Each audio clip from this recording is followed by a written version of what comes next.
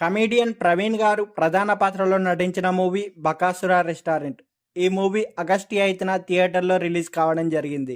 అయితే ఈ మూవీలో వైవా హర్ష గారు టైటిల్ రోల్లో నటించడంతో ఈ మూవీపై అంచనాలన్నిటి అమాంతం పెరిగిపోయాయి. ఈ మూవీ ఎలా ఉంది అంటే యావరేజ్ అని చెప్పవచ్చు. ఈ మూవీ యొక్క రన్ టైం వచ్చేసి 2 hours 40 minutes దాకా ఉంది.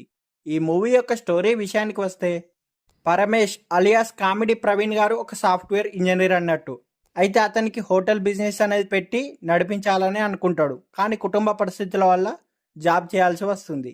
పరమేష్ అలియాస్ కమీడియన్ ప్రవీణ్ గారు ఒక ఇద్దరు అనాథలను చేరదీసి తానే పోషిస్తూ ఉంటాడు. అయితే వీరు ముగ్గురే గాక ఇంకో ఇద్దరు కూడా ఒక బ్యాచులర్ రూమ్లో ఉంటారు వీళ్ళంతా కలిసి. అయితే ఈజీగా డబ్బు సంపాదించాలనే ఉద్దేశంతో వీరందరూ కలిసి ఒక గోస్ట్ హంటింగ్ యూట్యూబ్ ఛానల్ అనేది మొదలు పెడతారు. అందులోని భాగంగానే ఒక బంగ్లాకి వెళ్ళినప్పుడు ఒక చేతబడికి సంబంధించిన పుస్తకం అనేది వీళ్ళకి దొరుకుతుంది. అందులో ప్రయోగాలు చేస్తుండగా 200 ఏళ్ల క్రితం చనిపోయిన ఒక సూరి అలియాస్ బకాసురుడు అంటే వైవా హర్ష నిద్రలేస్తాడు. అయితే ఒక చికిత్స కోసం హైదరాబాద్కు వచ్చిన అంజీ అలియాస్ షైనింగ్ ఫనీ గారు శరీరంలో ఈ ఆత్మ అనేది దూరుతుంది. అయితే ఆ తర్వాత జరిగిన పరిణామాలు ఏమిటి? అంజీ శరీరం నుంచి బకాసురుడి ఆత్మ బయటకు వచ్చిందా లేదా? అయితే కమీడియన్ ప్రవీణ్ గారు తాను స్టార్ట్ చేయాలనుకున్న రెస్టారెంట్ స్టార్ట్ చేస్తాడా లేదా? చివరికి ఏమైంది అనేది తెలియాలంటే మనం మూవీ చూడాల్సిందే. అయితే ఇలాంటి కాన్సెప్ట్తో ఎన్నో సినిమాలు మన తెలుగులో వచ్చాయి.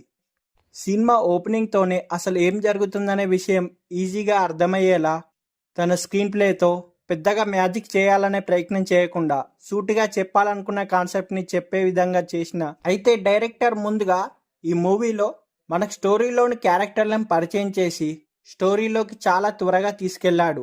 అయినా సరే ఎందుకో కొద్దిగా ఫస్ట్ హాఫ్ అనే ల్యాగ్ అనిపిస్తుంది. అసలు స్టోరీలోకి వెళ్ళిపోతున్నాం అనే సమయానికి మనకు ఇంటర్వెల్ బ్లాక్ అనేది పడిపోతుంది. ఇక ఆ తర్వాత మాత్రం స్టోరీ మాత్రం చాలా వేగంగా నడిపించాడు. అలా మొత్తం మీద ఫస్ట్ హాఫ్ అనేది లాగ్ అనిపించినా సరే సెకండ్ హాఫ్లో నవ్వించే ప్రయత్నం చేసి కొంతవరకు మాత్రమే సక్సెస్ అయ్యాడు డైరెక్టర్ గారు.